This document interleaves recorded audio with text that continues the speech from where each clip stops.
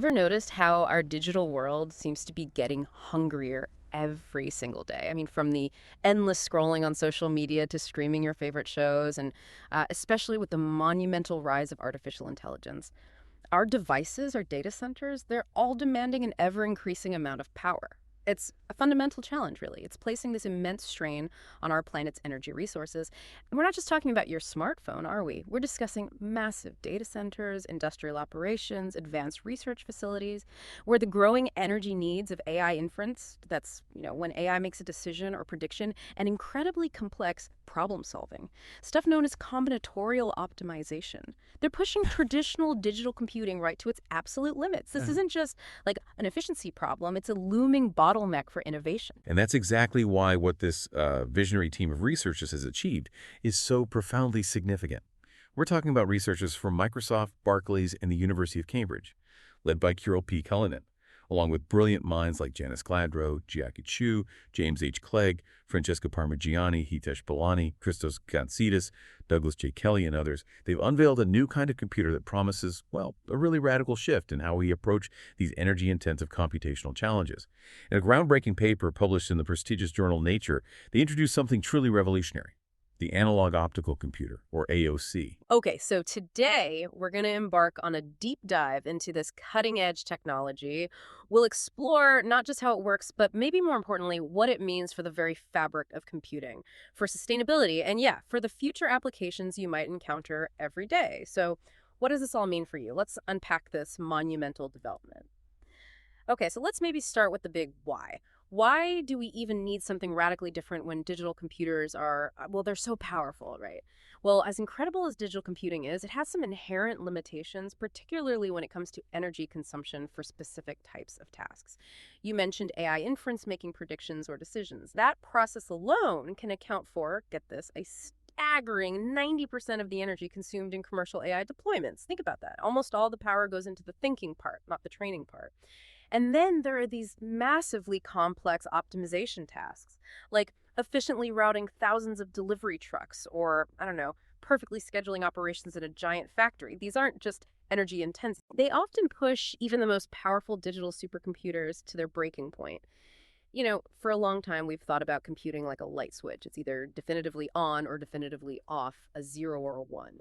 And that binary precision is fantastic for many things, right? It ensures perfect replication, error-free operations. But for problems that are inherently fuzzy or involve continuous values, forcing them into that rigid digital framework can be incredibly energy intensive. Imagine if instead you could use, say, a dimmer switch, offering a continuous spectrum of light intensities. That's a helpful analogy, I think, for the fundamental difference between digital and analog computation. Analog can be much more energy efficient for certain types of tasks. Now, people have tried analog approaches before, using optics or analog electronics, even quantum systems, and they've shown promise, but they often focus on either AI or optimization, not usually both. And critically, they've struggled with frequent energy-draining digital to analog conversions. That kind of negates the whole point, right? It's like taking a super fast analog car, but constantly having to pull over and convert it to a digital bicycle just to cross a small bridge. It just slows everything down and wastes energy. Exactly. And this is precisely where the Analog Optical Computer, the AOC, truly stands out as, well, a game changer. What's really fascinating here is that it's the first analog hardware that efficiently accelerates both AI inference and combinatorial optimization on the very same platform. That dual capability, that's a monumental breakthrough. It sidesteps that persistent problem of constant digital to analog conversions, basically eliminating those energy-draining pit stops that plagued previous hybrid systems. The research team, spearheaded by Kirill P. Cullinan, and including folks like Hitesh Balani and Francesca Parmigiani, they specifically designed the AOC to use what they call a rapid fixed-point search. Now, this isn't just jargon. It's a core principle. Imagine like a physical system quickly settling into a stable equilibrium state. This process inherently allows the system to sort of shrug off noise, which is a huge advantage for analog systems, because they're typically very sensitive to interference. This intrinsic robustness to noise is absolutely key for scaling analog hardware beyond just lab curiosities and into, real-world applications. Okay, so the fixed point search is the secret sauce. But how does this incredible machine actually work? What makes it so fast and efficient? Can you walk us through the core mechanics, maybe in plain English, and definitely give us that wow moment about how it achieves such speed? Absolutely. So the AOC combines analog electronics with three-dimensional optics. You have light and electricity working together in tandem to perform calculations. The wow factor, as you put it, is quite literal. Computation happens at the speed of light. Ah. Yeah, think about that for a moment. In each loop iteration, which takes an astonishing 20 nanoseconds, that's 20 billionths of a second light, is handling the incredibly complex matrix vector multiplications. These are fundamental to both AI and optimization problems. And at the same time, analog electronics are taking care of the nonlinear operations and other computations. It's truly a lightning-fast, highly efficient dance between light and electricity. That's astonishing. So it's not just using light, it's actually calculating with light. That's a completely different ballgame. To give our listeners a clearer picture, maybe tell us a bit more about the components involved. How does this light-based calculation physically happen? Certainly. Picture it maybe like a specialized optical projector system, but for calculations. At its heart, it uses arrays of tiny light-emitting diodes, micro-LEDs, as the light source. The brightness of the light represents numerical values. This light then interacts with a special screen called a spatial light modulator, or SLM. This SLM is crucial because it applies the weights or coefficients of your problem, effectively doing the complex multiplication steps all in parallel, using light. Finally, photodetectors convert that processed light back into electrical signals for the next stage of computation within the analog electronics. And the brilliance of this design, highlighted by researchers like Douglas J. Kelly and James H. Clegg on the team, is that it leverages scalable consumer-grade technologies. These micro-LEDs, photodetectors, spatial light modulators, they're already part of existing manufacturing pipelines. This makes it a highly promising and practical path for future development and mass production, rather than relying on, exotic, hard-to-make components. Okay, that makes sense using readily available parts. And you mentioned earlier this unifying principle, the fixed point abstraction. Huh. Now, for those of us in the computing space, that sounds like a really elegant idea. Can you maybe explain how this core fixed point concept becomes the AOC's secret weapon for both managing that inherent analog noise and finding solutions for these really complex problems? Yeah, it's absolutely foundational. The fixed point abstraction is basically a mathematical principle where a system iteratively converges or settles to a stable solution. Imagine a ball rolling down a complex bumpy hill. It keeps rolling until it settles into the lowest point. That lowest point is a fixed point. So for the AOC, this means that for both AI and optimization problems, the system continuously refines its internal state until it reaches a stable, optimal solution. This iterative, sort of self-correcting nature is what gives it inherent robustness to analog noise. Unlike digital systems that might just halt or give a wrong answer if there's an error, an analog fixed-point system can often absorb small fluctuations and still converge correctly. It's essentially designed to be resilient, which is absolutely critical for real-world analog computation where perfect precision is, well, elusive. This co-design of hardware and algorithm, embracing analog noise as part of the process rather than fighting it constantly, is what truly differentiates the AOC. That really clarifies how it achieves its robust dual functionality. It's kind of designed with the imperfections of analog in mind. So let's see the AOC in action then. How does it perform in areas like machine learning inference? Right, so the AOC truly excels at accelerating what are known as equilibrium models in AI. These are deep neural networks that don't just compute a result in one single pass. Instead, they perform iterative reasoning. They continually refine their internal state until they settle on a robust answer. You could think of it maybe like our own brains mulling over a problem, constantly adjusting and reconsidering until a clear thought emerges. These models are typically compute-bound, meaning they demand immense processing power, and they've been incredibly challenging for traditional digital chips to execute efficiently. So it's perfect for these iterative, almost thoughtful AI models that tend to bog down traditional hardware. Are there any concrete examples of this in the research paper? Oh, absolutely. The research team, including authors Janice Gladrow and Jiaqi Chu from Microsoft Research, provided some really compelling demonstrations. For instance, they showed the AOC classifying images from the MNIST and Fashion MNIST datasets. These are standard benchmarks like basic reading and object recognition tests for AI. And they reported an incredible 99.8% match between the AOC's predicted labels and their digital counterpart, which they called the AOCDT. That's not just a high number. It shows that this analog system can achieve near-digital accuracy on these complex tasks. They also tackled another common machine learning task, nonlinear regression. This is like fitting complex curves, think Gaussian bill curves or wavy sinusoidal functions to a set of data points. It's common in scientific modeling, finance, lots of areas. And even with the inherent slight noise you get in analog computations, the AOC hardware accurately reproduced these functions, especially when they ran it multiple times to average out any variability as standard technique.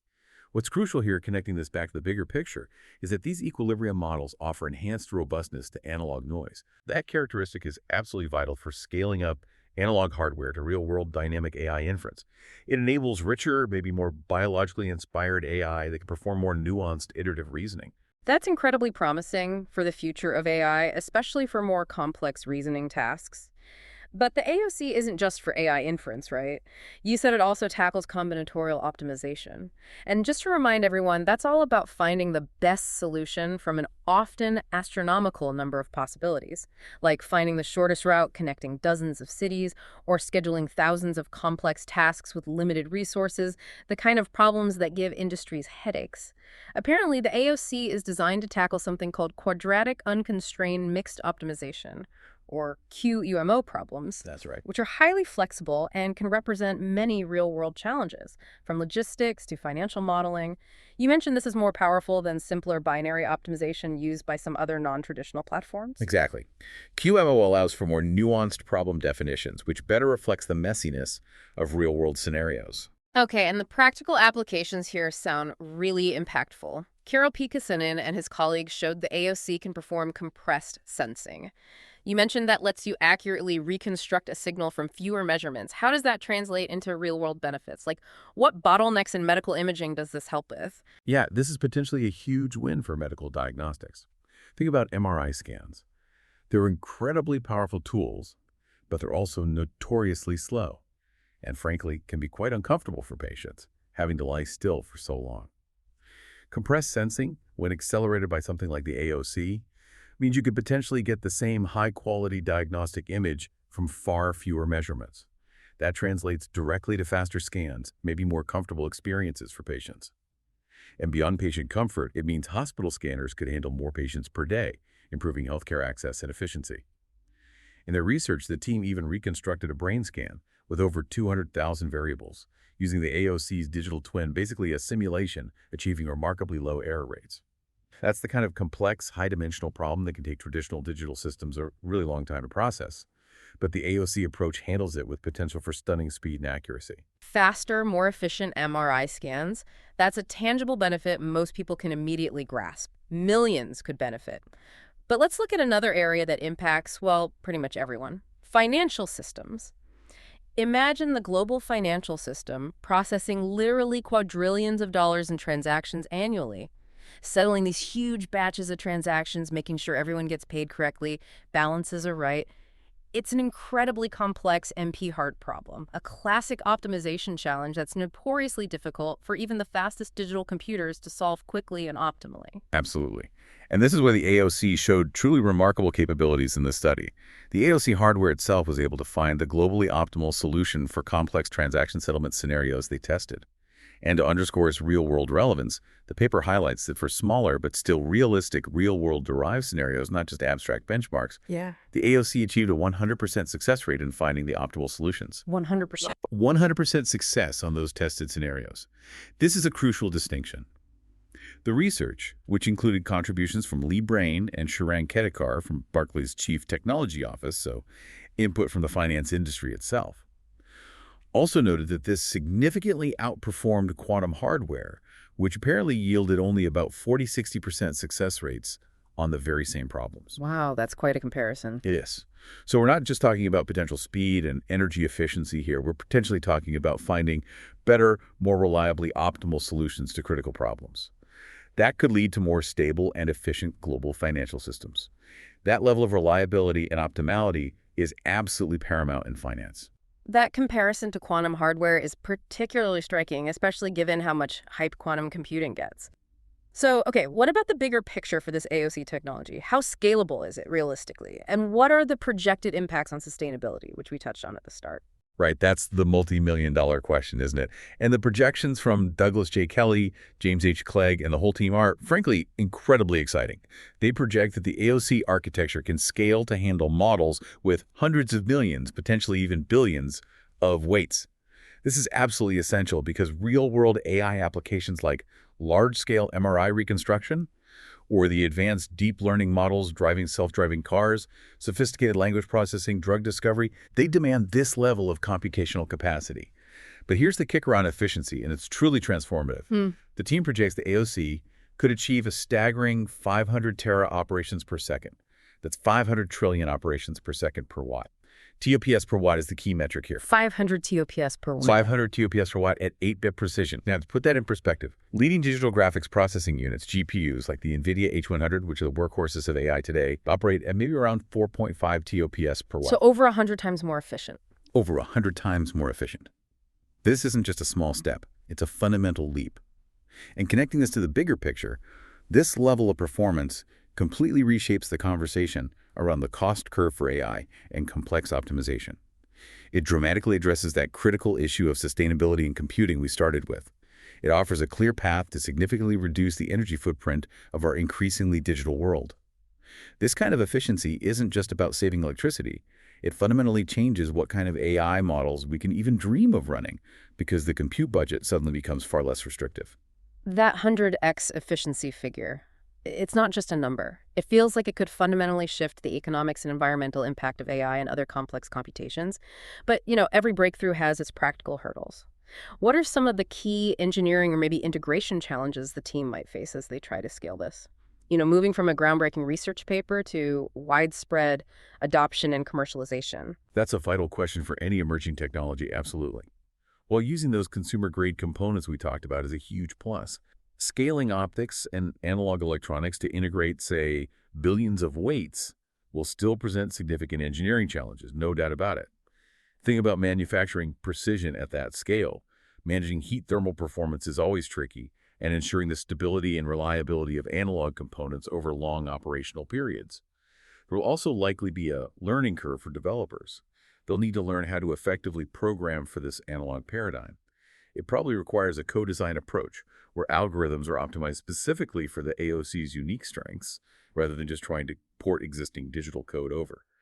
But that core principle of fixed-point abstraction, the thing that makes it robust to noise, that's a really strong foundation for overcoming these issues. The journey from lab to widespread adoption is never a straight line, but the potential payoff here is so immense that the investment in overcoming these hurdles seems clearly justified. That brings a crucial layer of realism to this incredible potential. Okay, let's try and recap this fascinating deep dive into the analog optical computer. First, the big takeaway is that the AOC represents a single novel platform. It's capable of tackling both energy-intensive AI inference and complex combinatorial optimization problems. That unique dual capability, combined with its all-analog fixed-point search process, really sets it apart. Second, the energy efficiency is just remarkable. Projections show it could be over 100 times better than today's leading digital GPUs. And it achieves this by cleverly leveraging light and analog electronics in rapid, iterative computations, minimizing those energy-draining digital conversions that have historically held back analog computing. And third, the AOC isn't just theory. It has already shown incredibly promising results in crucial real-world applications, from potentially accelerating medical image reconstruction for faster, maybe more comfortable MRI scans, to efficiently settling complex financial transactions, even outperforming quantum hardware in some tests on finding optimal solutions. This tech promises tangible benefits across critical sectors. Indeed. This remarkable work by Kirill Kalinin, Francesca Parmigiani, Hitesh Balani, and all their colleagues, detailed so well in Nature. It really demonstrates a powerful co-design approach, harmonizing the hardware and the algorithms together. And that approach feels truly pivotal for a more sustainable future of computing. It's not just about raw speed, though I have that too. It's fundamentally about doing much, much more with far less energy. It changes how we approach some of the most challenging computational problems of our time. It's a vision for computing that is both incredibly powerful and, maybe just as importantly, profoundly efficient. So as this technology scales, as it potentially becomes more widely available, shifting the paradigms of what's even possible in computing, here's something to think about. What everyday problems do you think could be solved or drastically improved if computing suddenly became 100 times more efficient and faster, running right at the speed of light? It's a truly thought-provoking question, and we'll leave you to ponder that one.